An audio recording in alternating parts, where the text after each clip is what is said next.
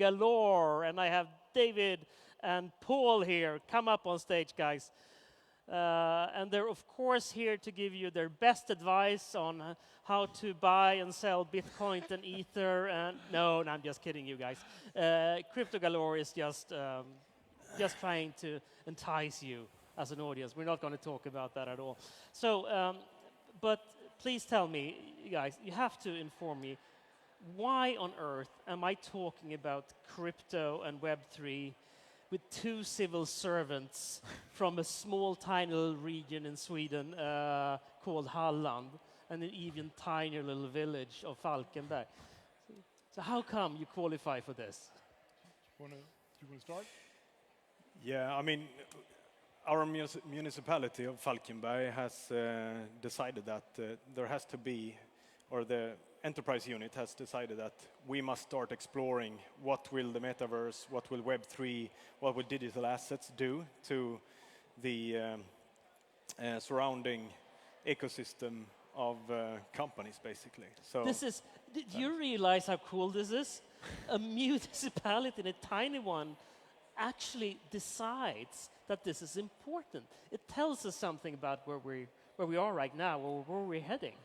Yeah, I think if you start looking at comparison of internet in the early days, I think it started out before every one of us got acquainted to what it was and what promise it held.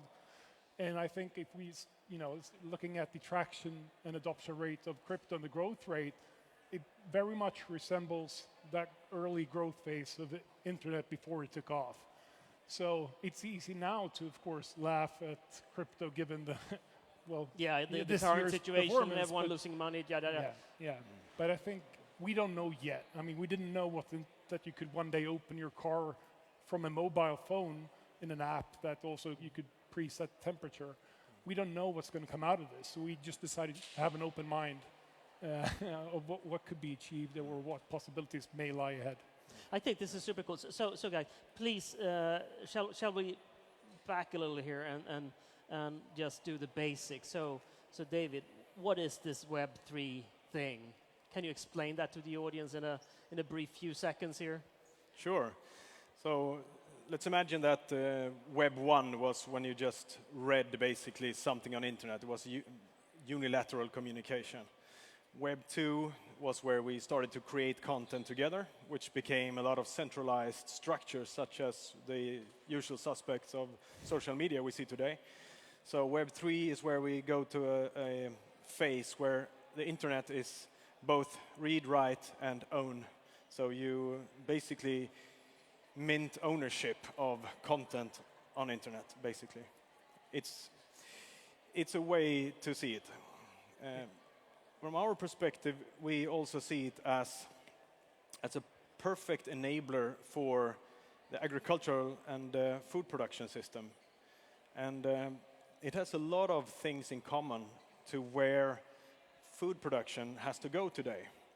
So Web3 is basically decentralized.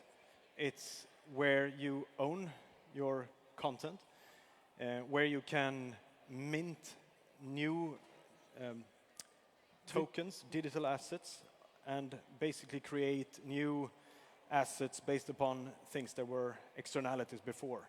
And this is where also food production has to go. We have to start including and bridging in externalities that are today unvalued when it comes to food. And Web3 can actually facilitate that to happen. I think that's without any centralized governmental solutions or anything like that. I think so. I mean, climate and agriculture and food solutions is a global problem. And I think the consensus needs to be found among consumers, among the demand without the, debate that perhaps would be self-serving. And I also think one important aspect is the innovation that the blockchain technology has brought along, and that's the smart contract. Imagine that it has enabled for the first time that two people or companies can interact without any intermediary in a trustless way. I think that's such a huge innovation that will set new, lesser the friction of doing business. And also another aspect is that it's global. This instant second that you start out, the very first moment, it becomes global. No regulatory environment from that sense. So I think it's a perfect way to address a global problem, should the communities engage in this. I love this take because, it reminds me of a discussion we had soon 10 years ago within the Internet Society, which is a big organizing body of the Internet backbone, and we discussed, so what is food in the future? Yeah, well, probably there are two separate business models to food. One is food, the object, and the other one is food, the data here. And suddenly with Web3, we have the tools of actually enabling food, the data, to establish its own business logic here.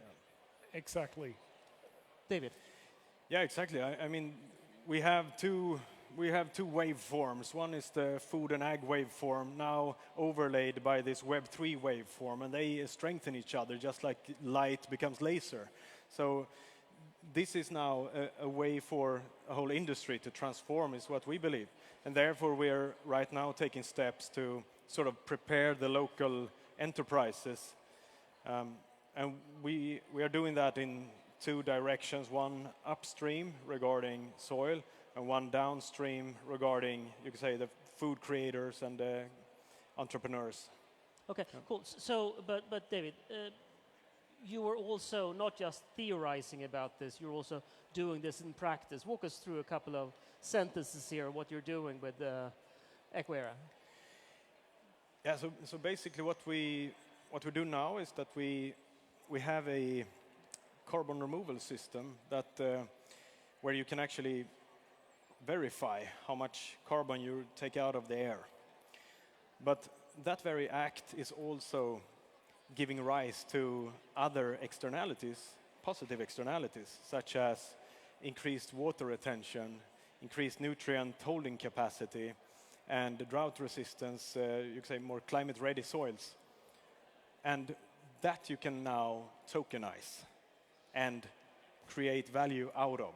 So you as a farmer, you can actually, bring carbon into the soil, get all the goodies like higher nutrition, water retention, etc., and then you can get paid for that through a token. Yeah, that is where we want to go. So, and there are lots of infrastructure already for that, such as Region Network, for instance, which is you could say it's basically eco credit enabling blockchain native for this, and based on a climate friendly blockchain technology called Cosmos. This is okay. So a farmer can do this, create these carbon credits in his soil, sell that as a carbon offset credit, for instance, to an airline somewhere, and it will be all measured and accounted for, and everyone will be happy, I guess. Yeah. Or will this just lead to more speculation, or will it be actual change?